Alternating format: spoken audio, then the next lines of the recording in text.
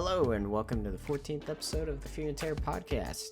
This episode, we're going to talk about game development and modding. Our guests are from the FaT modding team and a developer from Operation Valor. The guys start off by discussing what got them into modding and game design, then we change course and talk about the Fast Ropes mod. We also discuss the performance of game engines and which one's better and which ones we prefer.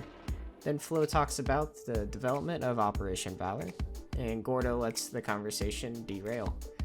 As always, thank you for listening, and leave any comments on what you would like to see in future podcasts. Sax Guy signing off. Hello, everyone, and welcome to the 14th episode of the Fear and Terror podcast. Today, I'm joined by a couple of people who are all part of the game development scene and the modding scene.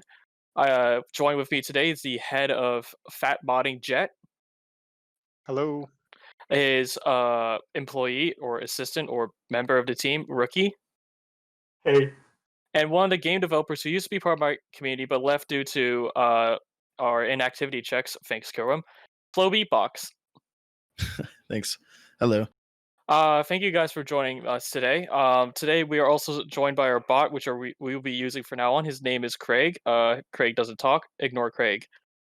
So I just want to ask you guys, what got you guys into game design or modding or the like? Start with Jet. I started about 4 years back, and just kind of it was when I got VR, and I was kind of just everything was really indie when it came out. So there's a lot of like core tech and stuff like that was really interesting about it all. And I just kind of got obsessed with like the small details in games and systems and games and things like that. And I just started playing around with it, and yeah, it turned into work. So. Well, here you are. What about you, Rookie? I started doing level design 6 months ago, mostly because I had a ton of free time on my hands, but it was generally because I always felt like I really wanted to give back to the communities I was a part of, and modding was just a really powerful tool for me to do that. Okay. And Flo Beatbox, what got you into developing Operation Valor? Yeah, well, it actually, funny enough, started off when I first joined the FaT Discord back in 2017, I believe. When FaT was actually founded, wasn't it? Yeah, it was towards the beginning. I pretty much documented my entire experience in the FaT Discord. You could like scroll up through the video game channel and see everything if you just search Operation Valor. It started off with me and a friend deciding like how hard can it be to really create a game. 3 years later, it's pretty hard, is what we found out. But yeah, I of course really love Squad, and that's why I joined the FaT community at first, anyways. And so I wanted to create not a squad-like game, because at the beginning it wasn't a squad-like game, but now it kind of we do get a lot of inspiration from Squad now. But that's kind of like how I started off. Was I just played Squad, played a bunch of video games, loved playing video games, decided to just make a game. All right. And do you guys enjoy what you do? Because I know from Jet, I remember when he was working on the Fast Ropes mod when it first came out, he did like 95% of the work. Was that fun? I mean, it has its ups and downs, right? So there's times when you're fixing errors, and I would consider that not very fun, or optimizing things. But a lot of like just like it's like kind of like you either read the last page of the book or you read all the chapters, right? So it's like Yeah. all the steps along the way to get there, and you really just see how like ideas twist and evolve. And it's a really cool process to like do. It's really unique. So it's definitely fun. It's definitely rewarding. It's definitely tedious. I think it's just about everything under the sun. But it is enjoyable at the end of the day. That I'll say for certain. It's kind of like programming where you learn something new every day kind of thing. Exactly. Yeah. You just you're never done learning. You always need to research more, learn more, try new things. A lot of it is just breaking the way things are done traditionally, and finding the new normal, right? The new way to go about things. And that's a lot of what my whole career has been. Is just inventing new tech and kind of all the bugs and errors that come with that, but also all the good rewards that come with that. So Okay. What about you, Rookie and Flo? Oh, I honestly, for me, it's such a teaching experience that you don't really get other, I don't know, the same experience out of anything else really. Modding is just a really fun tool to work with, and you get you get to create stuff for other people to enjoy. And whenever you actually see people playing these maps, playing your cool little creations, and watching them have fun, it's really like nothing else, to be honest. Okay. Yeah, I mean, Jet, Rookie, you both hit it on the head. I mean, it's a difficult process, but over time it becomes a lot of fun. Especially, I mean, the longer you look at your project, the more you'll begin to hate it. I mean, not necessarily hate it, but the more you can find wrong with it. And so at the end of the day, if you can look back and see what you've done, it's really kind of fulfilling,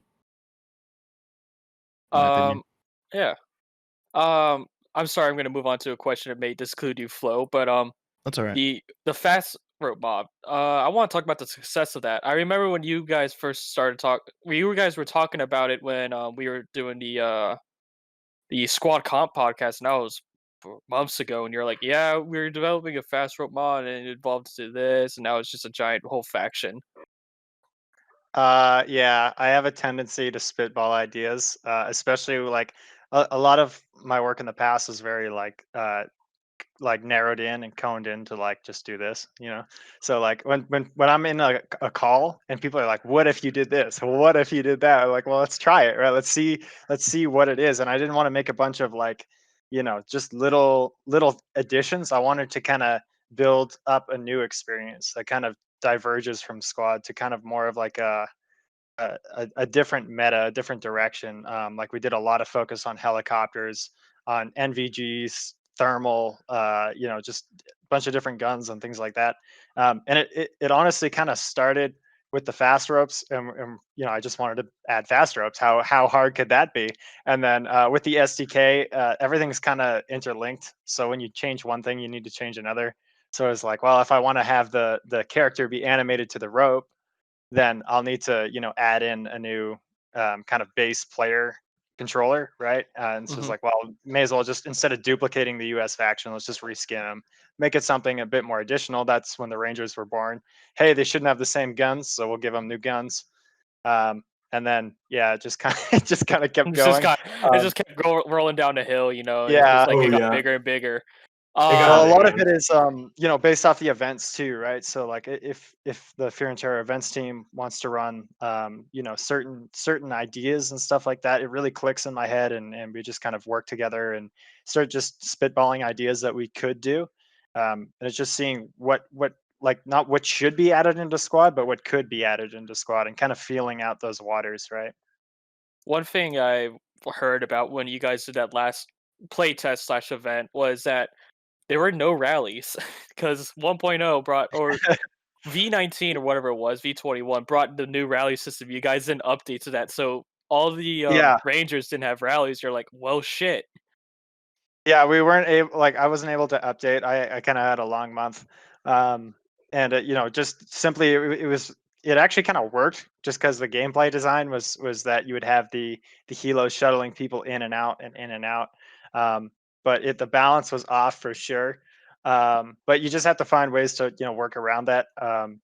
It is fixed, just haven't been able to update it yet. But yeah, no, you just have to adapt to it, right? So the events team was really good at that, and they just said, "Well, you better get there faster in the helicopter now, right?" So Yeah, you just better get good, yeah, adapt, and overcome. Be a we saw it Ranger. a lot. We saw it a lot of revives in that game, that's for sure. Oh So yeah. it was interesting to see a game with no rallies at all. It was really strange. So, but it was cool. It still worked at the end of the day, and everyone had fun. So I wanted to play, but it was at 4 o'clock and I was at work. I was like, all right, guess I'll die. there's Um, always another one coming, oh right? yeah, So I know there's another one coming. I just don't know when. Another thing about that, since it's so popular, I seem like every time, is there talks about making a dedicated server for that mod by any chance or no? So I know at the last roundtable they were talking the modding roundtable. They were talking about changing the way like whitelisting works and stuff like that. We do have a Fear and Terror server up, which is passworded. It's more for testing, but Hmm. I actually want to design some seeding game modes like some CQB, either night vision or just some CQB, like especially on Fallujah, right? It's such a great map for Fallujah is CQB. amazing for CQB. It's a Yes, fantastic so map. a lot of good compounds that if you just kind of restricted the area and just kind of seeded on it, that you could have a lot of really fun like 6v6 to 20v20 fights and then just roll it to a full map. But that would all be in custom browser right now. So it's something that I've definitely been thinking about a lot, and we're gonna see where that goes. Question for Flo: have you played V1 yet? I actually have not. I've been You need quite to. busy. I I want to. Yeah. I mean, I have almost 700 hours in the game. I just haven't gotten around to playing V1. I want to play Fallujah. I'm interested in hearing more about your guys' project, Jet and Rookie, but I'm kind of out of the loop as of now. Yeah, they've been working on a lot since this year started. Because I remember when Fat Modding was formed, I was like, oh, I wonder what they're working on. All of a sudden, Fast Rope Mod comes out. I was like, oh, that's cool. Oh, it's just more than Fast Ropes. Oh, this Yeah, is a it's lot kind more of than the Fast Ropes. everything mod. Yeah, Yeah. it was supposed to be the fast rope mod, and then it just became everything. I'm actually hoping to split the mod up into separate cross-compatible mods. So you'd have fast Okay. ropes, rangers, and like NVG and Fleer, and they would all work cross-compatible. So that would kind of chunk it out a bit better. But for now, it's just kind of where it's at.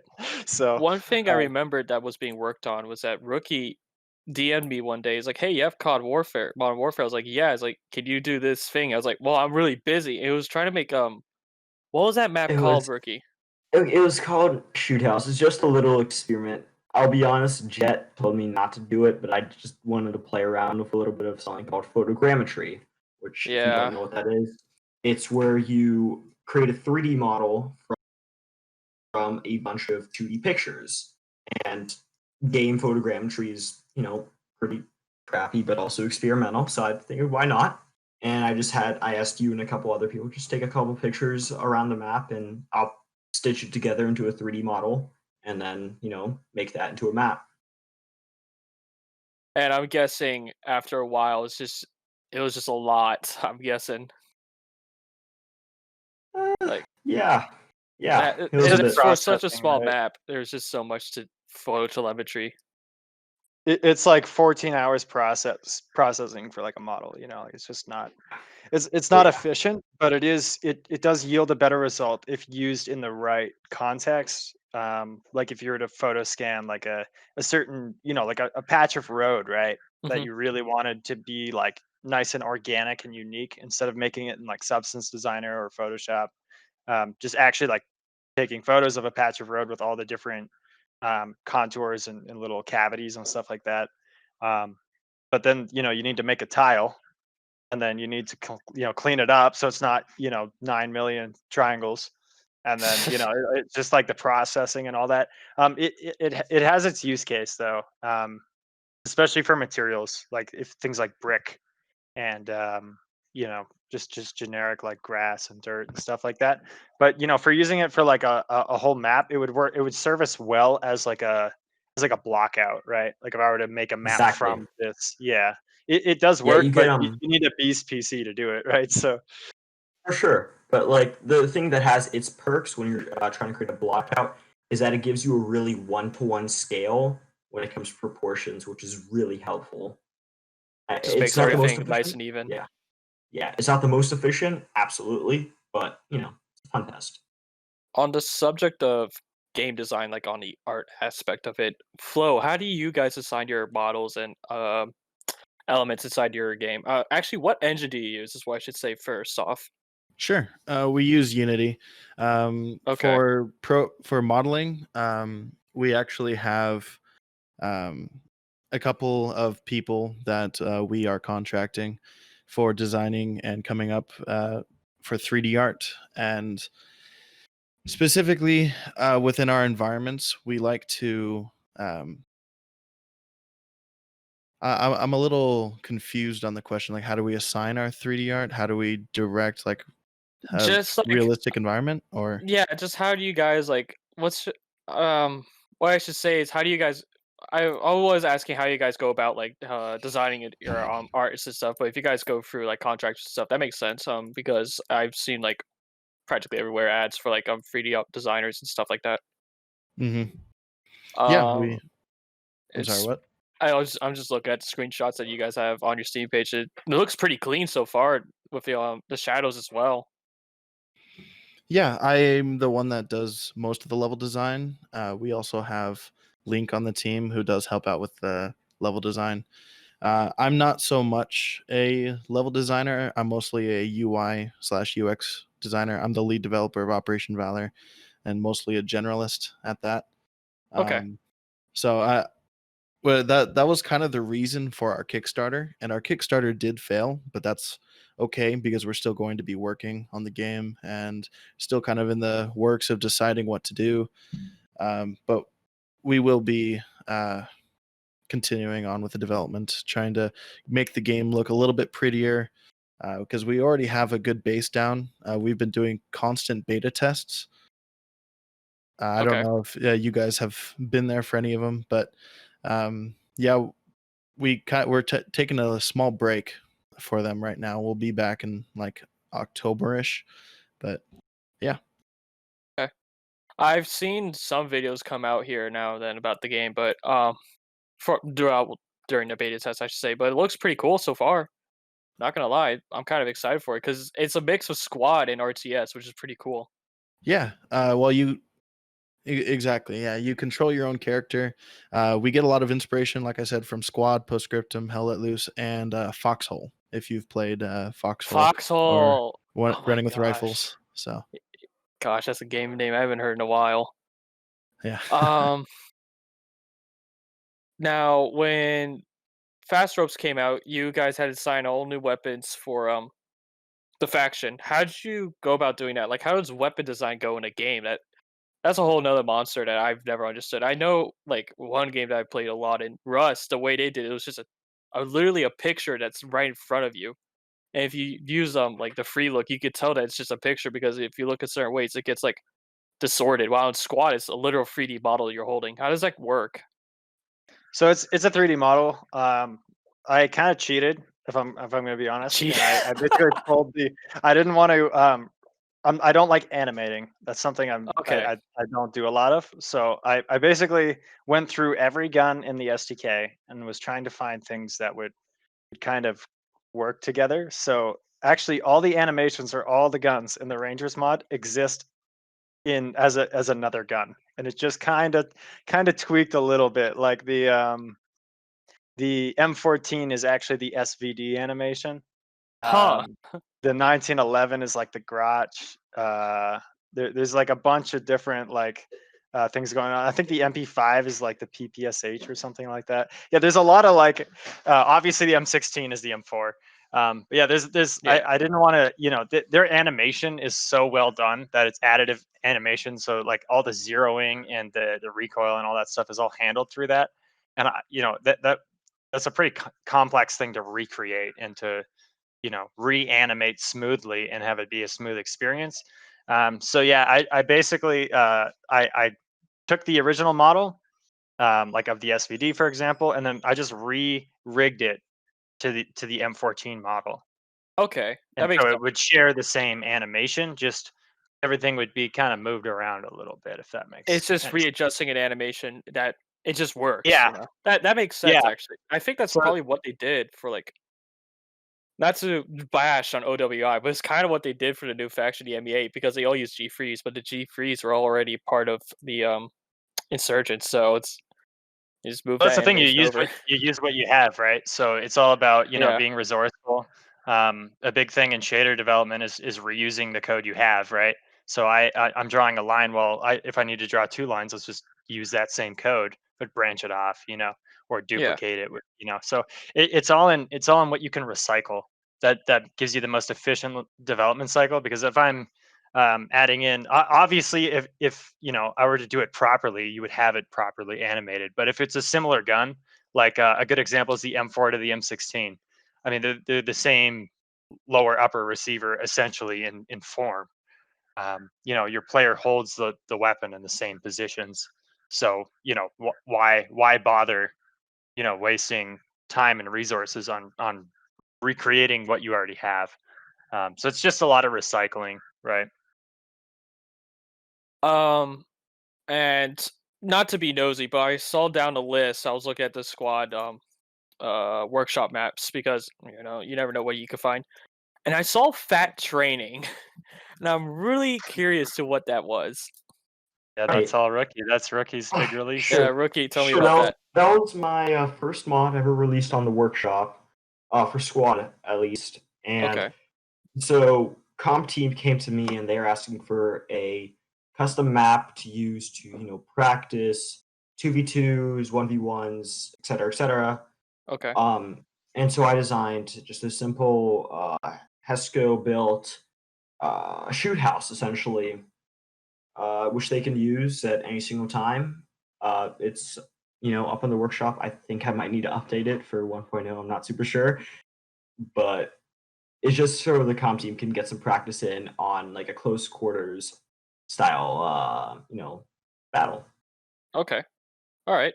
I'm on the comp team, but I've only been on for like a couple months now. I don't remember. And I've just seen that map. I was like, I don't remember ever hearing about this, huh? So I was just kind of That's Rookie's surprised. baby. Yeah, he did a really good job on that. Well, shit, I have to check it out when I get some time. Definitely do. It's really good CQB action.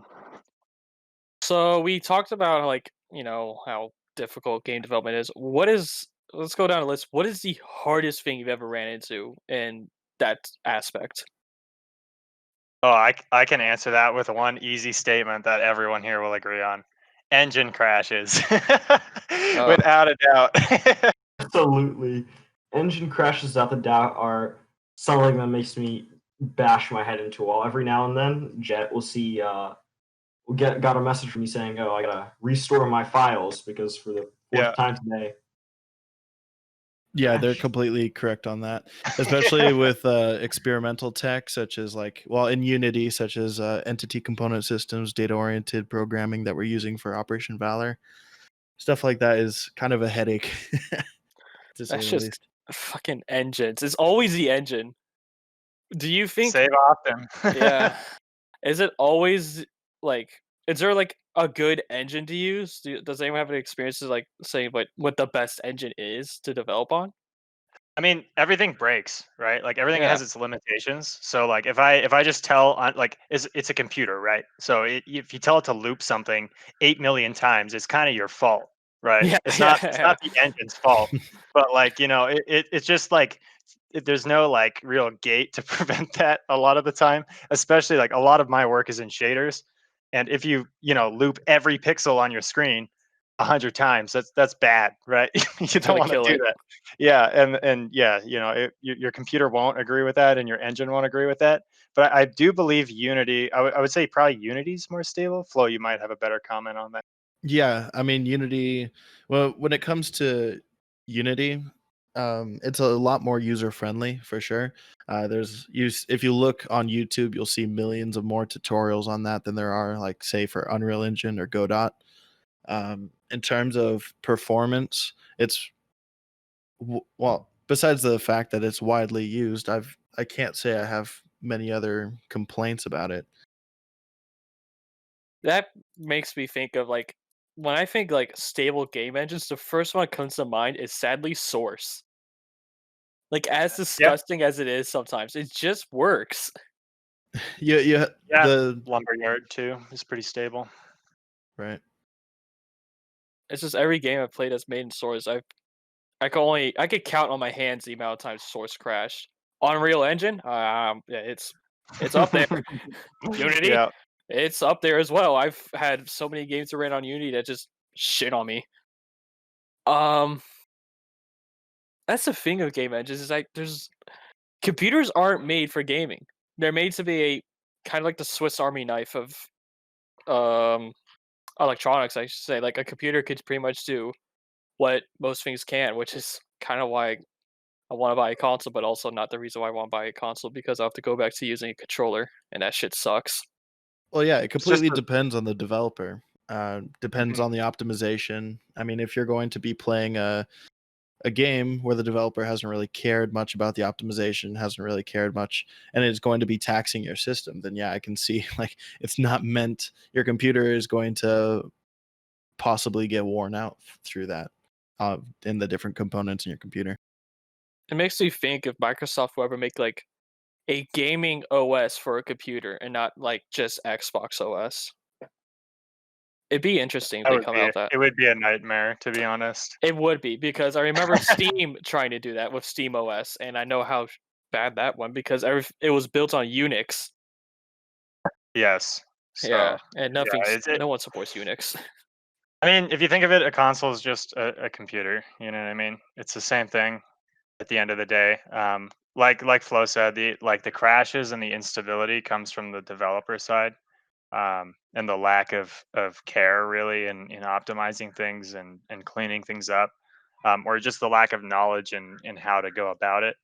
um, that I've done a lot of contract work for optimization, and it's mainly the biggest thing a lot of people don't really know. There's not a lot of information about it. Is how to make things run better, um, for less cost, right? And it all just comes down to recycling things. That's really it. That sounds like a terrible job. I'm sorry. Oh God. Oh yeah, no, it's a mix. So I do mainly system design and tech art, but that also means optimization. So it's a lot of like the graphical side of things, but less like level design and more making systems for artists to use, to build their levels with. And in that, you need to optimize everything, because obviously, if you have an artist just hand place 1,000 trees, you have 1,000 draw calls. If you instance 1,000 trees, you have a draw call, right? So Right. Yeah, in my mind when you said that I was just imagining you like scroll like I was having just like nightmares of scrolling through miles and miles of junk code. yeah, it can be that, but I mean, a lot of the time, you just start to like when you've done it enough, you kind of catch things right away. You're like, hey, that's looping, or that's happening every frame when it doesn't need to, right? Like we don't need to update a 4K texture, dynamically on the CPU every frame, right? You could do that every 3 seconds, or whatever it is, right? There's a lot of different scenarios that you can just catch something, and just kind of spread out the computation over time, so you do it less frequently, or make an asset use less resources. Hmm. There's a whole list of things you can do, right? Yeah, I mean, back a couple years ago, I worked on a project that was in development hell. I joined into a project I was hired on as a contractor, and they were in this like they've been developing this one game for 9 years straight, and I'm not gonna say which game it was. It's still not out yet, so I guess if that gives you a clue. Oh But boy. yeah, it's so I understand the frustration that Jet's talking about for sure. Mhm. No, it sounds like a lot of that's the thing. I found that's a weird thing. Either your game takes an eternity to get out, or it just gets out. Because like the longer you wait, the more you have to like add. You know what I mean? Like there's like a new engine version with some new feature sets that now all of a sudden introduces a bunch of instability into your game, right? So Exactly. you're just like, let's add this feature to make my life easier, and it just piles on all the stuff you have to do, right? Um, so it can definitely be interesting, when a game gets spread out over a long period of time. Um, but it all depends on how you use your resources, right? When you guys talk about this whole like looping events. Now, I know how much of a meme this fucking game is and how much the developers also memed on. But Yandere Simulator and his fucking if calls. I'm I'm no programmer. I actually don't know a lick of code. I used to. Like 2 years ago, I used to know how to tell Python to say hello world. That's it. But I do know that you cannot write a million if calls in a line of code and act like, yep, that's optimized. Because that I shit mean, loops every frame, doesn't it? That's better it's a, than nested. I mean, it depends on where yeah, it's located. Eh, But If it's you're for doing that on every the event. GPU, right? If you're doing that on the GPU loves that. It loves doing the same thing over and over again. If you're doing that on the CPU, your PC will light on fire. Like it really does not like doing that. Like I said, I work a lot on the GPU side of things. So for me, if I said I had to loop something for every pixel a bunch of times, it'd be kind of like, just be careful because it can get out of hand and limit the amount of loops, right? You Mhm. just gate it at 50 or whatever. But the CPU doesn't work the same way, right? It doesn't like crunching out just core repetitive code because of threads, right? So if you're doing that single thread, you're just doing it in a sequence, one after another. Obviously, if you have 4 threads, then you do in parallel. But with a GPU, it just crunches out all of that. It loves it. But The it sounds problem like with what you're describing is it's more CPU bound. So it is Mhm. because the way they calculated like what would happen at a certain time is that is it 12 o'clock? Okay, then this happens. And it'll go through the entire list. Is it one? No. Is it two? No. Is it three? No. Is it four? Yes, it's four. And it'll do that every frame. And after a while, the later on in the game, your frames drop from 300 to 20. yeah, I mean that sounds like a nightmare. You could just store that as an integer and be done Yeah. with it. That's what that's But what everyone was telling him to do. He's like, yeah, I could do integers. And he did like one thing as an integer and never changed it. And I was like the biggest meme about it. It's like you're an idiot. Why don't you do it for all of it? yeah, And that's some that's people just don't know early on, right? And like I said, if I look back on my code right now, that's a year old, I'm gonna cringe pretty hard.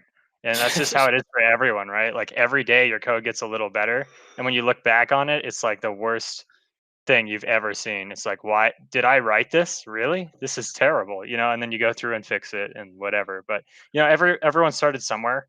Um, and everyone started at like some pretty bad level code, like for sure.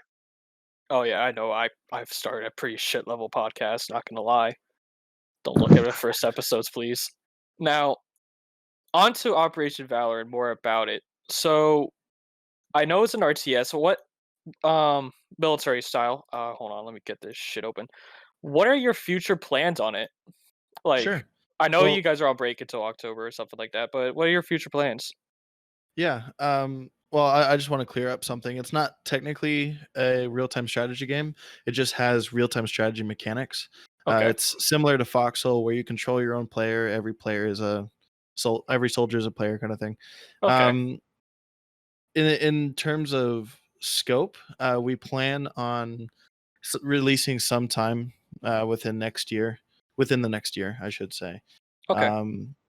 We plan on getting. You can read in the description. We plan on, once we're done with the different game modes in our PvP, we plan on adding a co-op game mode, and then we plan on having the community to be able to do modding, also being able to set up their own servers, have complete like control over their own servers and admin panel, so they can set up events, etc. Um, we have a lot of more maps planned out as well. That's mostly my job. Okay. So Um, and like, how long has it been developed for? 3 years now? 2 years now? yeah, for about 3 years, I believe. Okay. And I'm guessing like when you guys first started was like, okay, let's try this. You guys evolved off of that, started building and building and building. Um, what are you guys working on now? Is what I should say, or can you not say? No, I can say, yeah. Okay. Well, we're currently working on the new maps, new models. We're revamping the environment, and then once we do that, we'll put in a new map. We've already added in the map V. We plan on adding like tanks. We plan on adding in more buildables, so that you'll be able to like add more to to FOBs, such as like the mortars, rocket launcher, LMGs, etc., Okay. like vehicle repair station. And to answer a question you asked earlier, it was about Operation Valor in general, and like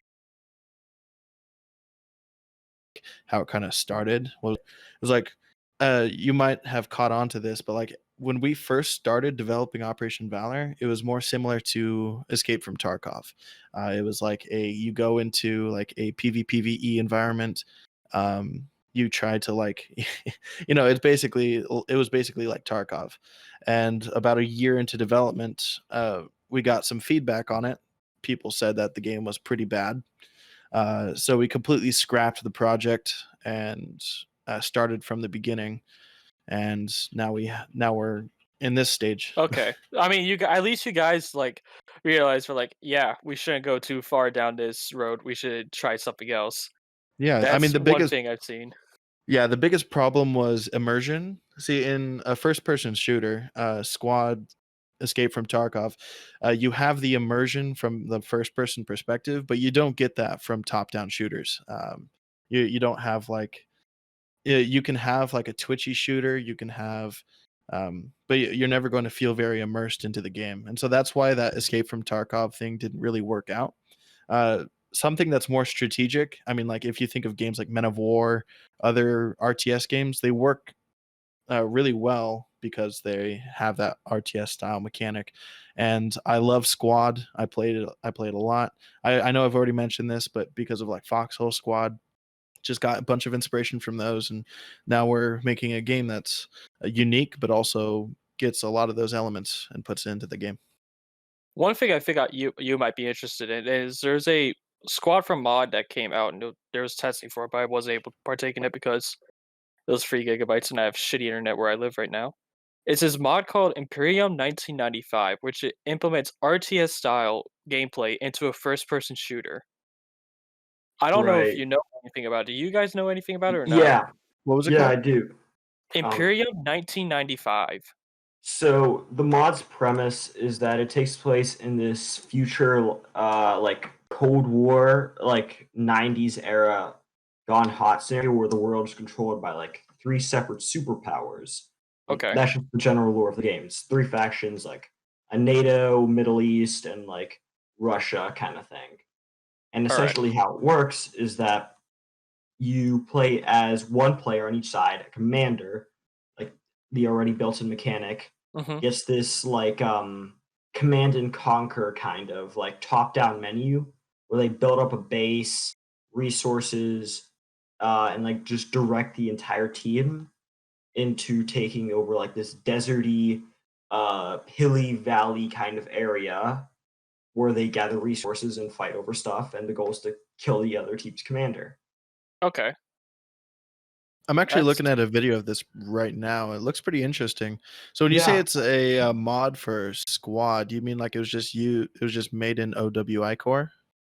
No, it was made using the SDK, so I Oh, guess okay. so. It's being made or developed by almost entirely by current devs employed by OWI. So maybe they're using just I know they're using blueprints. Wait, the You know, devs of OWI are making that mod? yes. So that's why 1.0 came out. I'm kidding. I'm No, joking. they actually only so the mod started development back in January, where they Okay. just got this idea. And so they had a decent break. They worked really fast, like January to March. Once like COVID really hit and really, started to take over North America, they sort of stopped development. But however, in like July, they started doing development again, and they just had a couple of recent play tests, and the mod's super fun. I got a chance to play as Commander, and I definitely recommend it to anyone listening. That it's a fantastic mod. Check it out. When's their next playtest coming out? There was one on the 24th. Okay. I mean, there's one on the 27th. I mean, my bad. So 2 days ago, and there's usually one like every weekend or every other weekend. But the server that they're using is currently up right now, so Really? nothing's stopping you from just hopping in with a friend or two and just trying it out and getting a feel for it. I'll have to try it out after this. I'm not gonna lie, it's been on my radar for a while. I literally downloaded it yesterday. I was like, okay, try this out. This seems cool. Anyways, away from that tangent. What is everyone's? I know I already asked Flo what his future plans are, and he was talking about the models and remaking the map. Well, making maps into like. What are your guys' future plans, Jet and Rookie? For the mod and stuff like that, or just in general? Just in terms of general for the development? team. A lot of my current time is just being devoted to just experimental shaders and noise and tile breakup and just things to give um, you know really skilled artists like Rookie more tools to work with to expand what he can do. um, and I'm just trying to get more and more time doing that. I've done it for a while, but it's never enough, right? So the more user friendly, the more efficient, and the better a tool is to give to an artist, the more that they can do with it. So that should enable us to actually make some original maps at full scale instead of just modifying original ones or making like the CQB and Jensen's, right? That we can actually try to scale everything up. And that's kind of where I'm at, is just trying to get things more efficient on my end and a better end result that someone else can use to further their development. Make OP First Light great again, please. I want that map back so bad, dude. That map is so much fun. One of the community maps that always struck out to me was Harju. I remember playing Harju a lot when OWI first released whitelisted mods. Are you looking for something on that scale? We have a few ideas. Most of them are event based, right? So kind of starting with something like very open, very deserty. That like currently on the team, as full team members, it's Rookie and myself. So we've been trying to bring other modelers on. We're trying to bring in animators and programmers so that I don't have to model and program, and I can just focus on my tech art, and Rookie can focus on his map design. But Mhm. until we have modelers joining and things like that can alleviate creating custom buildings and just different assets to populate a map with, that we're kind of just going for something pretty open, pretty simple, or using what we have in the editor already. Again, coming back to recycling, right? Use what you have. um, yeah, just mainly trying to get things more efficient, that Rookie can set up a desert or whatever his mind thinks of at the time, right? Okay. I mean, that's the problem we're running over here on my team as well, is we're just running out of editors. Like, I got all the people I need to do podcasts, to host, to do all that shit. I just don't have anyone to edit the podcast. It's just me and Sax right now. I used to have It's just how it J-Dub. goes. I used to have J-Dub, and J-Dub was awesome. And J-Dub was like, "Hey, I'm a purple now." I was like, "Oh, fuck." Just Yeah, lost a one of lot my of best the time, members. especially in development, like people will move on to other things, or people just get burnt, right? People get tired, and they need a break. It's the same with everything. Like you don't want to be doing the same thing, especially with modding. If it becomes a chore, it's not very fun. And it's just meant to be something rewarding that's fun, right? So I don't really pace myself the same as most people. I usually just go full on out all the time, and then take a good little month break, and then do another 3 month cycle of just constant work. But everyone's different, right? And everyone can handle different workloads and can do different things, right? So you just have to work with that, or adapt to that, and just kind of make it the right fit for the person. Okay. Um.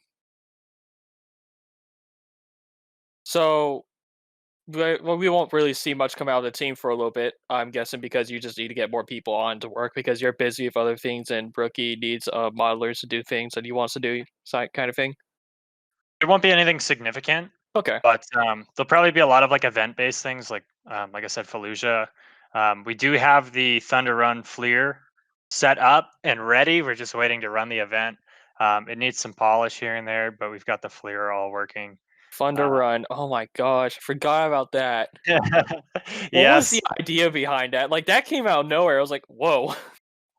So I love Battlefield. It was one of my favorite games. And that's kind of what slowly evolved me to loving Squad, was, Battlefield and kind of Arma and then Squad. And Battlefield 3, I think it's 3, Thunder Run mission, was one of my favorites because I love tanks and Squad. And I just thought that it would be the perfect thing. And in that mission, it's just all Fleer and tank fights, and it's just it would be the perfect thing against other people. So I was like, hey, let's just try making a Fleer, and then I made a Fleer, and then kind of everything else was like, well, we'll just set it all up now for this. And yeah, no, it's sort of still in a development state, but I think it's mainly the works. map we're waiting on. I don't think there's any system stuff that's really throwing us off. Okay. Just need to do the map, which like I get carried away when I'm doing level design because I don't. That's kind of like rookies' bread and butter, and I just make tools. So I find myself just like making tools the whole time, and we don't have a very efficient way of like collaborating on a map together. It's actually really hard in Unreal to do that to begin with, but we don't have like a source control that we're working with.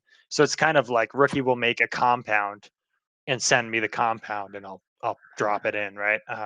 Which is wildly inefficient. I'm going to work to streamline that pipeline because right now it's terrible. And I know Rookie would really make that event shine with his touch on it. So I know, knowing think you, compound.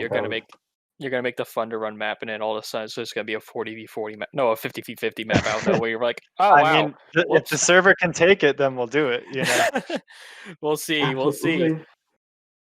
Oh Yeah. gosh, there's also that video that Puppet made for that, and I thought that was the coolest thing ever. Oh, dude, I watched that about 20 times. It was so well done. Yeah, hats off to them for that one, the recording team and all the Fear and Terror, whatever Marketing. teams are involved in that That's marketing. I marketing, don't know. yeah. There's so many teams webbed into that great creation. But yeah, Puppet's got a great eye for the right shot. And I'm sitting there all nervous because like half the map's done. So I'm like, just point your camera in that direction, right? Don't look the other way yet. It's not done yet over here, so don't look Yeah. this way. He did a But no, really he good made it look job. great. So yeah, I'm that pumped me up, and I've been sitting here with my head in the book the whole time making it, right? So it's when I get pumped up about it, that's good because like Flo said a while back, like you start to hate your own work, and like it's sort of like a love hate. Like Mhm. you're proud that you got to where you are, but you also know you're not done yet, so you hate it because you have to fix a bunch of things and change a bunch of things to get there, right? So I'm gonna ask a question. It's gonna be like, it's gonna derail from the whole game development podcast theme. Flo, this question just came up my mind literally just now. Okay. Will you ever be returning to FaT as a member, or will you be staying, working on your own thing? Well, I am interested in returning. I've just been Busy. super busy. Yeah, I haven't really been able to touch squad in a few months, but I mean, like at one point I was even on the competitive team. I think just in training, and I got accepted, but I never actually did a competitive game. I don't believe, but yeah, I mean, at any point, I don't even have the Discord anymore, but.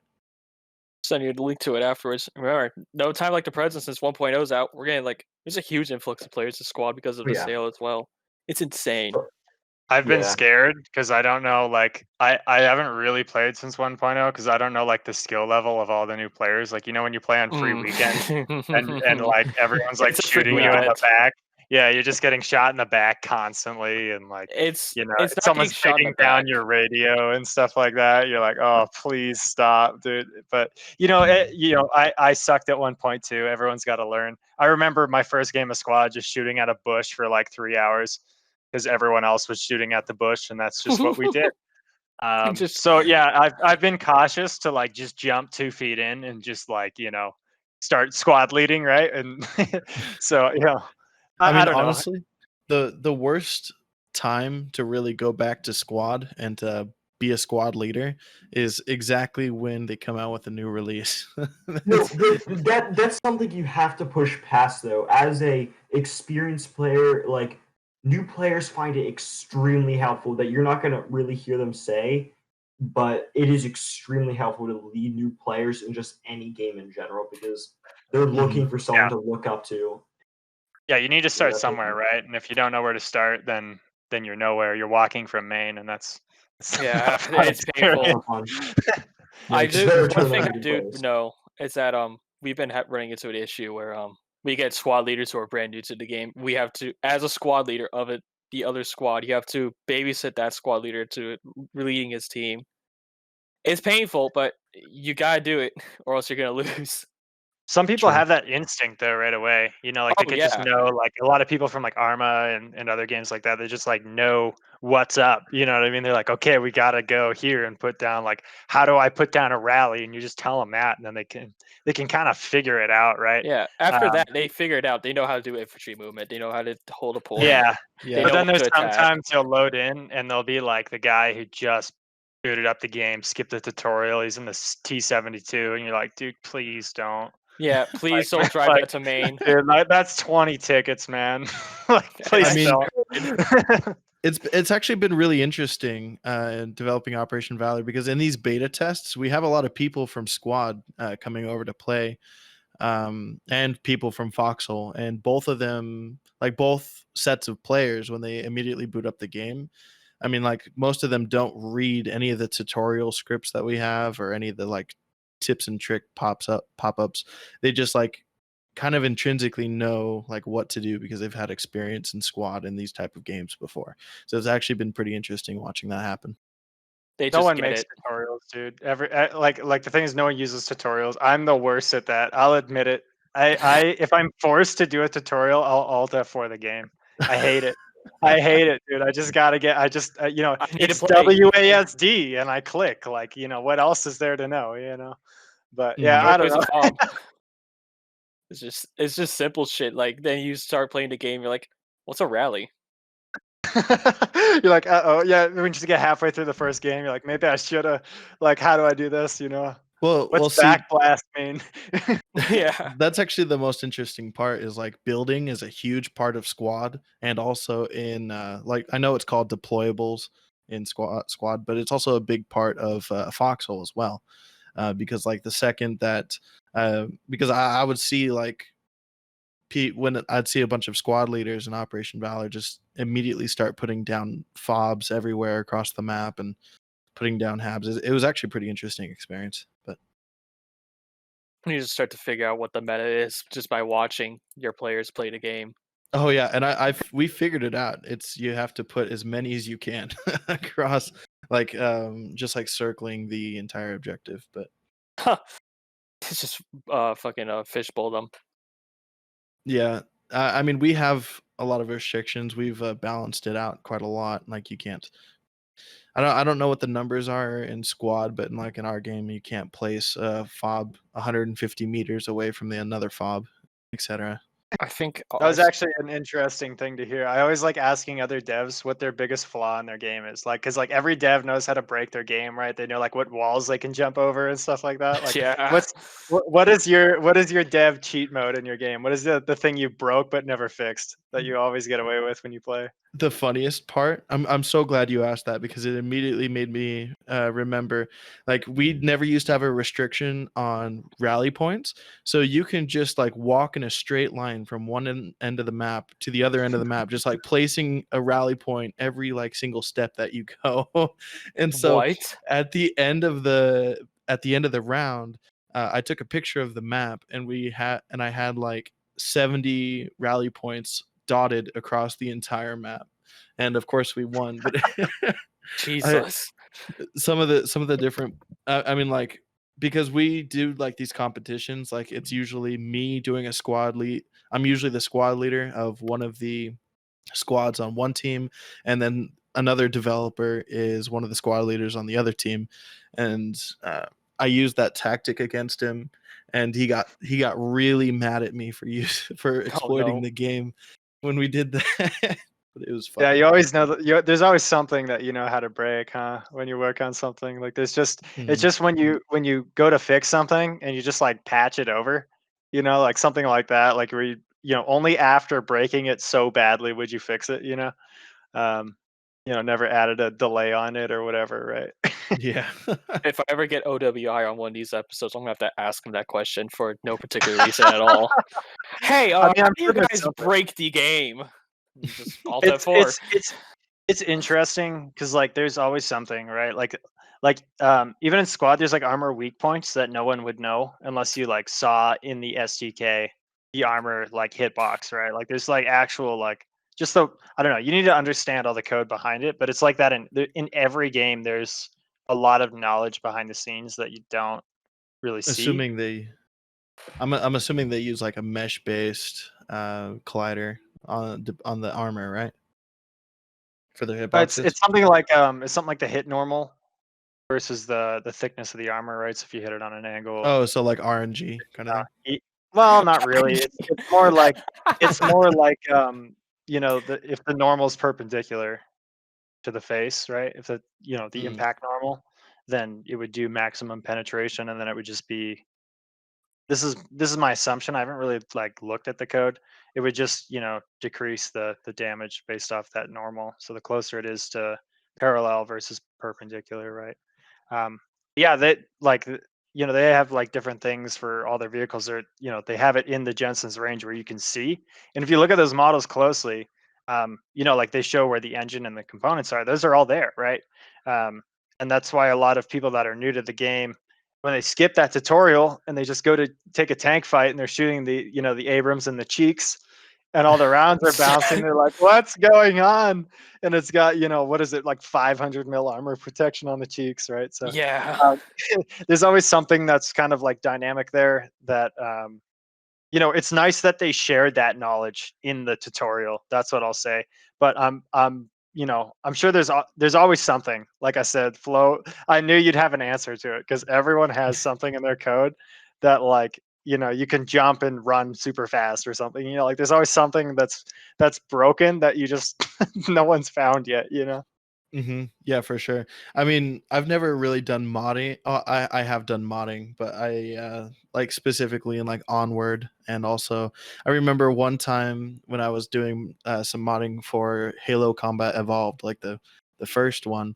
There was a script that would allow you to change like any projectile in the game. So I would just you could have the pistol shootout tanks. What? Like, yeah. At the same And rate of fire? yeah, you What? could do anything that you wanted. It was actually a really fun time, but I'm interested, like, how open is Squad with their code? Like, do they have a lot of protection behind their code, or are they not too worried about their security when it comes to their SDK? Oh, Jet? Someone left and joined. I don't know who it was. It was Jet. Oh, I think Jet's probably having issues at the moment. From what I know, if I was looking at Squad, I don't think they would have that information super public because Squad is a very competitive game. There's competitive leagues and and Mhm. a good majority of those groups like ours may have programmers who could be able to look at the code and say, "Hey, there's a little loophole here that we could use to get unlimited ammo. Let's abuse it," and Squad will have to patch that shit, and it'll just be that over and over and over. And I think that's there to prevent any issues and also to prevent any hackers because every now and then Squad gets really big, and sure, people do develop hacks, so Easy Anti Cheat can use those to block them. There goes Jet Right. again. And there it goes. Sorry to interrupt, but just having some technical difficulties. His Discord is dying. Oh boy. All right. Oof. Back to that. I would assume that they would probably lock down the core gameplay mechanics pretty locked down, but models and the like probably are easily accessible through their SDK that's available. And the like.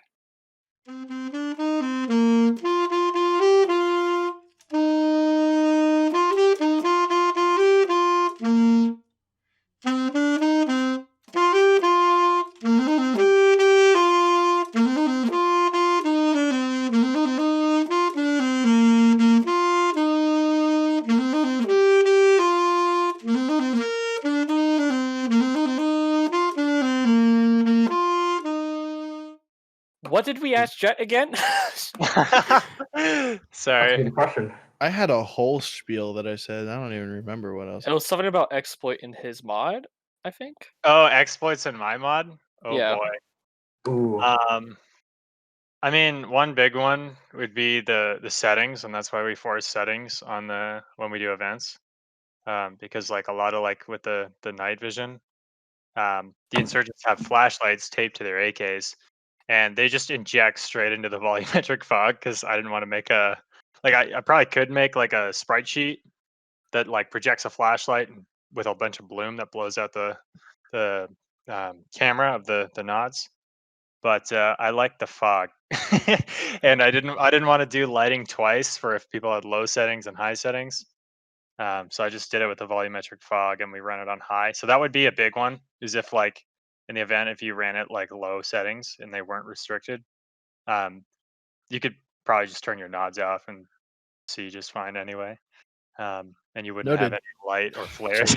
Noted. Yeah. Yeah, there's always something, right? There's a lot of sure. bugs too, right? Like like a good one is the MP5. If you mag dump it, it's using the PPSH sound, but like higher pitched. So the fire rate is like way off from the gun. So if you mag dump, the last like 10 rounds don't have any sound. There's a lot of things like that that Huh. I'm not a sound designer, right? So I That's just interesting. it's a bug I'm looking to fix. So probably by the time this is out, it'll be fixed. But for now, yeah, that's what you know.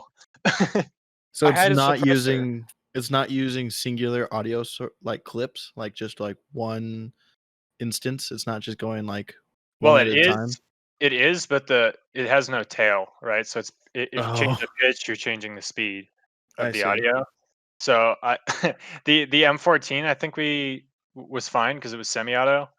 Um, the only full auto gun like the M16 was fine. The M14 was fine.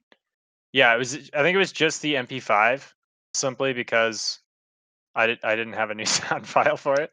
Um, which is something I'll look into. But yeah, just like I said, sometimes you just got to hack something together, and you end up forgetting about it. That's one of this is one of the things that'll bite you pretty hard, though. You still have to shoot first, though, so you still will hear the first few shots. But if you mag dump it, the last few you won't hear. I got you. So like that volumetric fog thing that you were talking about with the flashlights, I've Mm. never really thought of something similar I mean, to it's a that bad before. implementation for sure Yeah. because I mean, because I've you're heard worse. I've heard worse. Like there's a game that I won't say because I'm under NDA, and it's not my game because that I would tell you if it was my game.